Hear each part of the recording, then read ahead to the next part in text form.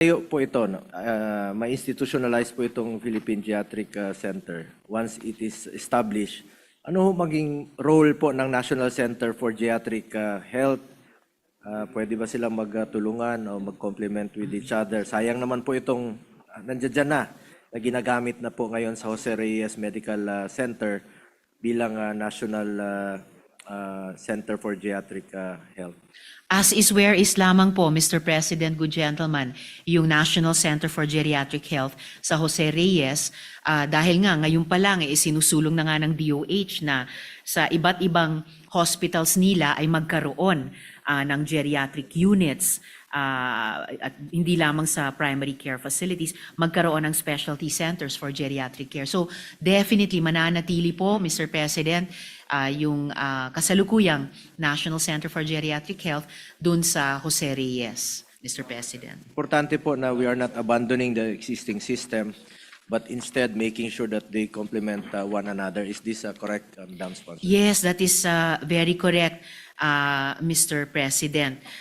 So may posibilidad talaga na yung NCGH na gumagampan sa mandato ng magiging Philippine Geriatric Center bilang National Apex Specialty Hospital for Geriatric Care, mananatili po itong NCGH sa Jose Reyes. Ia-absorb po ng Philippine Geriatric Center yung kabuang National Center for Geriatric Health, or isa pang posibilidad, gayahin nga po ang complementation, yung importanteng terminong binanggit ng good gentleman, gayahin ang complementation ng San Lazaro Hospital at RITM bilang centers for infectious disease. Na ito namang magiging PGC, harinawa, hospital-based na directly nag-i-interact sa mga senior citizens araw-araw dahil may na-offer silang beds, wards, services at bilang science and research institution din na kahit may limited clinical beds para sa advanced geriatric care management. So, magkakaroon din ng leeway ang Department of Health i-finalize yung disenyo ng geriatric center in relation sa lahat pa ng mga ospital, lalo na ang kasalukuyang NCGH at yung iba pang DOH hospital sa iba't ibang rehiyon na mayroon na at magkakaroon ng specialty centers for geriatric care, Mr. President. Madam Sponsor, will this center be the National Specialty Center for Geriatric Care? Opo, Mr. President. May we know the wisdom behind establishing this center under the Department of Health, no? Dahil sa tulad ng Heart Center, it is ginawang GOCC hospital tulad po ng ibang specialty hospitals gaya ng Philippine Heart Center, ito pong Lung Center at iba pa. Ano bang kaibahan ng serbisyo ng GOCC hospitals at ng DOH hospitals? Opo, Mr. President. Ang panukala sa panukalang batas na ito ay ang Philippine Geriatric Center ay magiging sa ilalim ng direct control and supervision ng Department of Health. Inihambing po yung pros and cons kung magiging DOH hospital siya or magiging GOCC hospital siya. Kung ang PGC po ay ma-establish bilang DOH hospital, yun na nga po, magkakaroon ng direct administrative control ang Department of Health at may mas malaking subsidy mula sa gobyerno na ma-enable ang mas maraming indigent elderly patients na mapaglilingkuran. Kung naman po ang Philippine Geriatric Center ay i-establish bilang GOCC, mag-ooperate siya with some degree ng autonomy, pero predominantly masusustine yung mga operasyon niya sa pamamagitan ng hospital income na maaari namang pong magbunga ng mas mababang bed capacity allocation para sa charity patients. Kaya sa ngayon po, Mr. President, good gentlemen, ang pinapaborang arrangement dito sa ating panukalang batas ay magi po siyang sa ilalim talaga ng DOH, Mr. President. So since under po siya ng DOH, hindi GOCC hospitals, bakit hindi na lang po ilagay doon sa existing law natin na Republic Act 11959, ito pong mga specialty centers? Pasok naman siya doon, under DOH naman po ito. So bakit po gagawa tayo ng separate na Philippine Geriatric Center? Actually po, Mr. President, good gentleman, specialty DOH hospital pa rin. So pasok pa rin sa prinsipyo ng batas natin.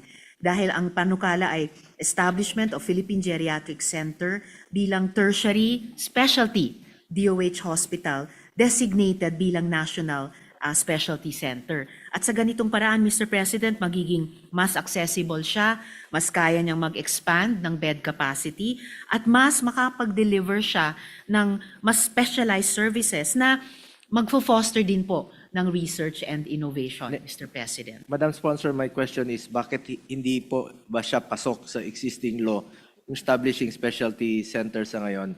Bakit kailangan natin na gumawa o institutionalize natin itong Philippine Geriatric Center, Madam Sponsor?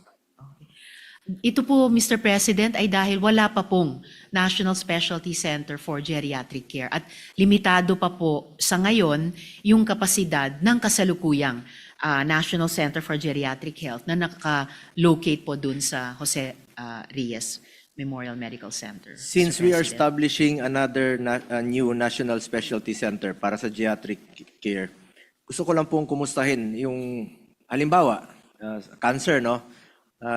Yung pagtatayo ng Philippine Cancer Center, bakit hindi rin po ito nabigyan pa ng unang prioridad since nagtatayo tayo ng may iba't ibang specialty care?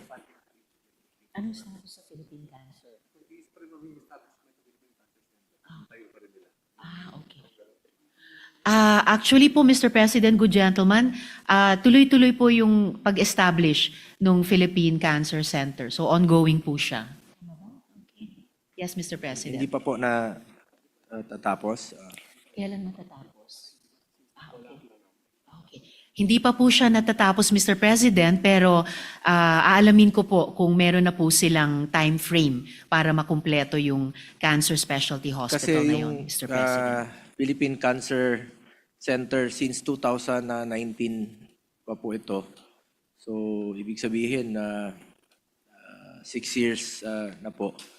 At ngayon, mag-institutionalize tayo ng Philippine Geriatric Center. Pero itong sa mga, alam naman natin, ito yung pinaka-isa sa mga sakit, no, na malubha, na hirap po ang Pilipino sa pagpapagamot sa cancer. Sana ma-check rin po ng ating Department of Health itong matapos kesa agree naman po bilang isa sa mga author po ng Philippine Geriatric Center. Kailangan po ito. Importante po sa ating mga lolo't lola. Pero kadalasan rin po, nagkakasakit rin po ng cancer at napakahirap po magkasakit ng cancer. Ito yung isa sa pinaka mabigat na pasanin po pag nagkasakit ka ng cancer. Mahal po ng magkasakit ng cancer. At dapat, ito rin po yung isa sa dapat tutukan. Kung meron tayong Philippine Heart Center, meron tayong NKTI for kidney concerns, meron tayong lung center for sa mga may problema sa baga. Ito naman pong cancer, Philippine Cancer Center, napakalaking tulong po sana ito na hindi pa natatapos sa ngayon. And then mag-establish tayo ng panibagong Philippine Geriatric Center. So baka po, Madam Sponsor, bilang chairperson ng health, matutukan rin po ito. Yes, Mr. President, good gentleman, aalamin ko rin po sa Department of Health kung may timetable na po sila sa pagkumpleto ng pagtayo ng Philippine Cancer Center. At gayon din po, dagdag lang po dun sa timeline din ng implementasyon ng Philippine Geriatric Center, gaya ng nabanggit ko po kanina, Mr. President, depende sa diskarte ng DOH, we imagine na yung Philippine Geriatric Center mag-undergo ng 5 to 7 years din po na phased implementation mula planning, site selection, construction, hiring, soft to full operations. At may nakikita po kaming dalawang components sa PGC implementation. Yung program components po ng PGC implementation, policies, workforce development, UHC integration, training systems, data registry, and regional capacity building. Kaya napaka-importante po na itong capacities malocate all over the country, sa lahat ng rehiyon, yun po, kino-contemplate magsimula agad at patuloy na mag-scale nationwide nga po. Bago pa man makumpleto yung physical hospital ng Philippine Geriatric Center. Samantala yung infrastructure component naman, magko-cover po sa lahat ng tangible physical aspects, land acquisition, dahil wala nga pong natukoy pa na location, construction, hospital buildings, medical and ICT equipment, labs, rehab facilities, and commissioning. So, in terms of phasing po, yung program components ay pwedeng magsimula agad upon the effectivity of the law, tapos scale progressively, kahit habang po under construction pa yung hard infrastructure, para masigurado po na ready to deliver ang system kapag operational na po yung ospital, Mr. President. Since nabanggit niyo po, 5 to 7 years po matatapos itong Philippine Geriatric Center. Opo. At tulad rin po ng Philippine Cancer Center, 6 years na hindi pa natatapos. At napakahalaga po ng panahon. Time is of the essence always, lalong-lalo na po para sa ating mga minamahal na mga senior citizens. Doon po lumalabas ang sakit, no, pag tumatanda tayo. At since meron nga po tayong existing law, ito pong regional specialty centers, kaya po isa sa aking suggestions kanina na bigyan rin po, pagtuunan po ng pansin. Since part na po ng regional specialty centers na ating ipinasa rito noong 19th Congress ang batas na ito, part po siya doon sa 17 na mga specialty centers. Sana i-strengthen natin itong batas na ito dahil existing naman po ito. At it will, at sana mag-complement each other po siya pagdating ng panahon po at walang masasayang na oras. Definitely, Mr. President, good gentleman. Itong lahat naman ng mga efforts natin at ng Department of Health ay complementary po talaga, pati sa usapin na geographical. Kaya nga po, kukumpletuhin yung 33 designated na specialty centers for geriatric care sa 82 DOH hospitals sa buong bansa at kukumpletuhin po by 2028. At gayon din, ngayon pa lang, nung Nobyembre nitong taon, ay meron na pong 2,704 primary care facilities. Gayon din po sa buong bansa natin. At syempre, nasa apex po doon yung mga specialty hospitals natin. Kaya't maganda sa universal healthcare system natin, talagang nakikitang essential na ikalat po ito sa lahat ng ating mga rehiyon all over the country, Mr. President. Salamat po, para hindi rin po masayang yung oras at hindi rin po masayang yung pinasa nating batas. Unanimously, 24-0 po yung bumoto nito sa Senado.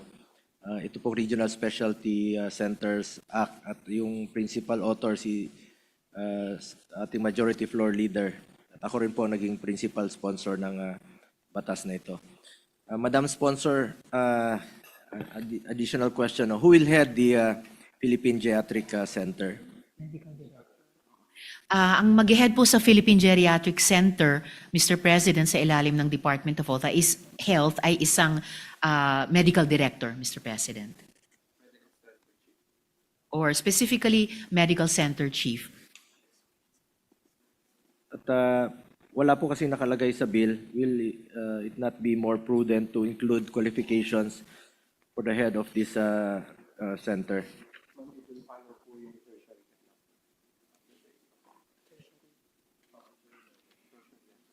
Yes. Mr. President, bali susundin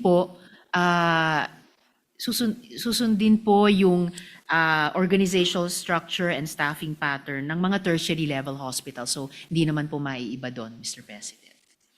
Will there be enough health professionals to serve in this center? Napaka-importante niyan, Mr. President. Salamat sa good gentleman. Talagang gaya ng nasimula na rin pag-usapan kay Senator Robin kanina, yung usapin po ng Health Human Resources ay napaka-importante kahit dito sa Philippine Geriatric Center dahil nationwide nga po, meron lamang ayon sa datos 173 lang na active geriatricians. Kaya ito po talaga ay area para sa workforce development and training. Ang maganda rin pong balak sana dito sa Philippine Geriatric Center ay magiging siyang national training hub. Hindi lamang para sa geriatricians, pati po sa nurses, mga therapists, at saka allied professionals, Mr. President. Ano po mangyayari sa mga current National Center for Geriatric Personnel? Sila po yung may experience na po dito at mariretain ho ba sila or matatransfer po sa Philippine Geriatric Center? Ay, wala pong paglilipat, Mr. President, ng personnel sa Philippine Geriatric Center dahil nga po magpapatuloy ang operation ng kasalukuyang National Center for Geriatric Health dun po sa Jose Reyes Memorial Medical Center.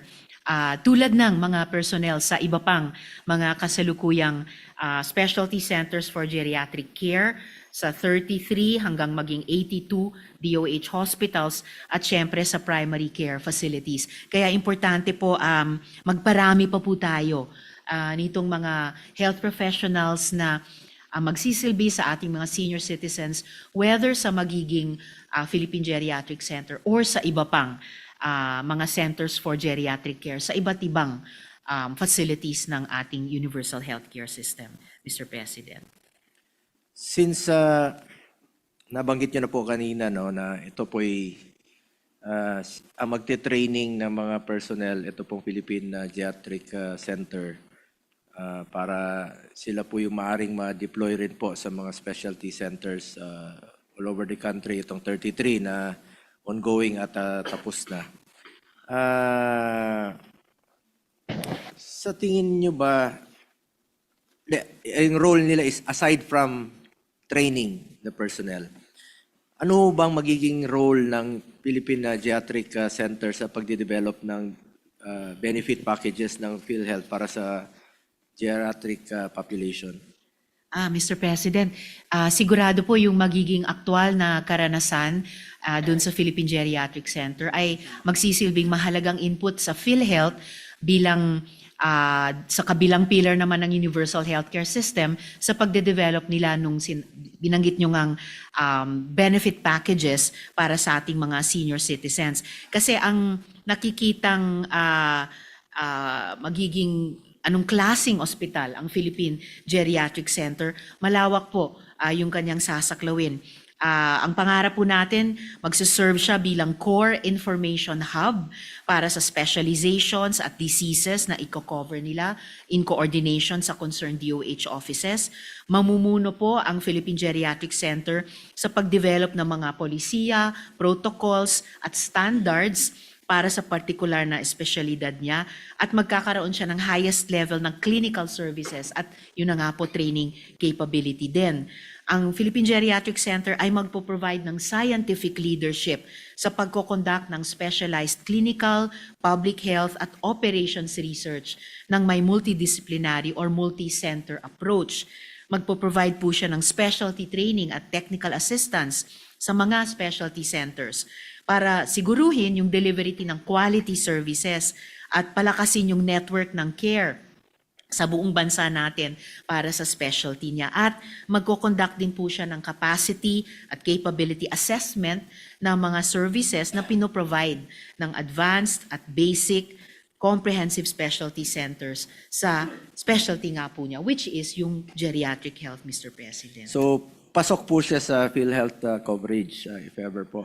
Ay, Pa-admit definitely siya. po. Definitely mo, Mr. President, dahil nga po, maaring iba-iba ang mga health concerns ng ating mga senior citizens na hindi pa nga lahat, siguro, pero marami dito ay kino-cover at dapat i-cover ng PhilHealth, Mr. President. What are the common diseases and illnesses of older people and aging population, Ito Madam po. Sponsor? Yes, Mr. President. Batay halimbawa sa report ng Jose Reyes National Center for Geriatric Health, ito po yung mga trending burden of disease para sa senior citizens. Kasama na po doon yung hypertension, osteoarthritis, diabetes at cardiovascular, malignancy o cancer, visual impairment, balance and gait disorder, cognitive impairment, hearing impairment, sleep disorder, urinary incontinence, dentition problem. At para tugunan itong mga pangangailangan, may iba't ibang serbisyong ino-offer ang National Center for Geriatric Health sa Jose Reyes. At makikita po natin, pwede nating ihambing, nagpa-parallel dito yung mga benefit packages ng PhilHealth, Mr. President. Napansin ko po sa benefit packages ng PhilHealth, Madam Sponsor. Halimbawa, no, nagpa-opera ka, ang may package po. And then, ito yung naayon sa package ng PhilHealth, sasagutin nila. Tapos nagka-complicated yung operation. So nadagdagan yung hospital billing mo. Yung, halimbawa yung package, 45,000. Covered ng PhilHealth. Komplikado ka, tumagal ka. Instead na 3 days lang yung operation, pwede ka nang lumabas. Complicated, umabot ka ng 1 buwan. So umabot yung hospital billing mo ng 200,000 o 300,000 po. Since DOH hospital po ito, magiging covered ho ba siya ng zero balance billing? Yes, Mr. President. Good gentlemen, sa current setup pa lamang po may zero balance billing plus yung kasalukuyang maifip, Mr. President.